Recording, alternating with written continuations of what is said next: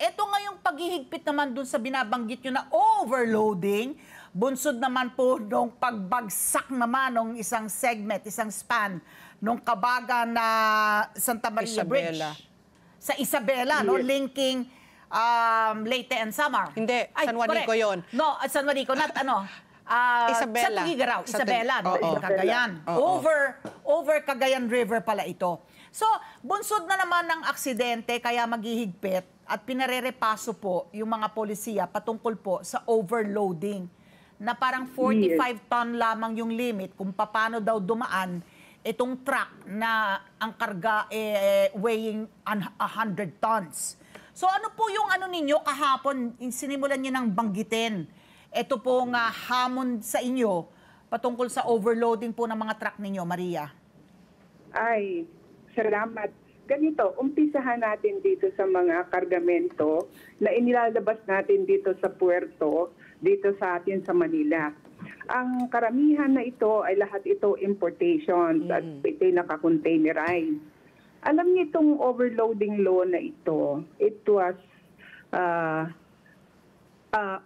approved during the time of Ramos time pa, President Ramos, ERAP time and PGMA. Pero hindi ito masyadong in-enforce because they know very well na may economic side ito. Bakit ko nasabi yun? Isang halimbawa, yung container, you have to limit it to a certain limit ng load, say 25 tons lang per container. Kasi may bigat pa yung container, yung load, at saka yung chassis, yung truck. Kaya kailangan ganun lang kagaan ang ikakarga.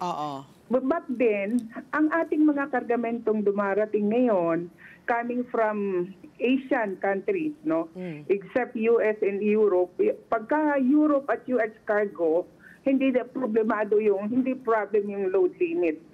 Mayroon talaga silang sinusunod. Pero if majority of the cargo coming from China, overloaded yan. So, what I said is, magkakaroon ng economic effect dahil yung sa halip na 2 container, baka maging 3. So, malaki ang gastos doon sa freight, sa lahat na. Sa crudo, kasi yung mga destination charges dito. So, inflation, kaya medyo ganito tayo ngayon. Ang ating inflation is malaki. So, yan yung pinaka malaking hamon sa amin dito. At hindi naman namin kasalanan na dumating yung kargamento ng mabigat.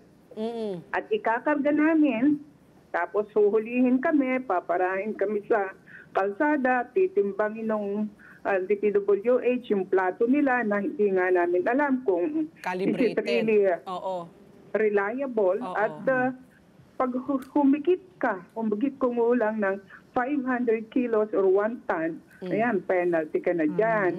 Nandyan yung babakbakan ka ng plaka, titikitan yung mga driver, tapos ang mga driver laging takot na dahil nadidemerits ang kanilang mga lisensya sa LTO. So, ito yung pinakamalaking hamon namin sa kalsada. Kaya ang mga driver tuloy, nagiging hindi effective at yung hindi naman may tatanggi at aware naman kayo na nagkakaroon ng mga aksidente. That is one of the causes, yung stress na ang mga driver sa daan sa hirap ng init ng araw, init ng makina, pagod nila, puyat. So, yan ang pinakamalaking hamon.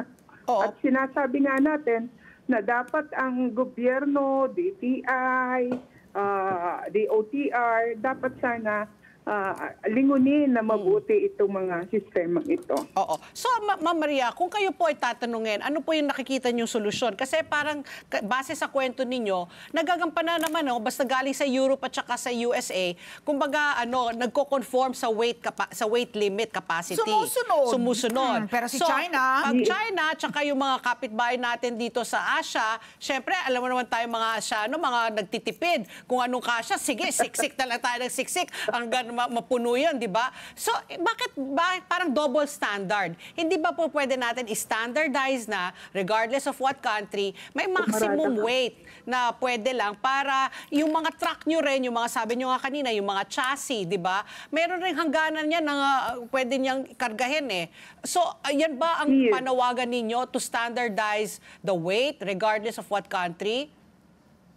Yes, alam mo itong batas na ito, if can be implemented properly, that is the best law for us. Dahil kung ang load limit ma-ascertain, imagine mo, magaan ang aming kargamento, magaan ang load, magaan ang takbo, lesser ang kain ng diesel, lesser din ang tangos ng gulong namin. But then, hindi nga nai-implement ng maayos. Our suggestion is, if ever talagang yan is seriously they wanted to implement this, dapat from the origin pa lang. Port of origin pa lang.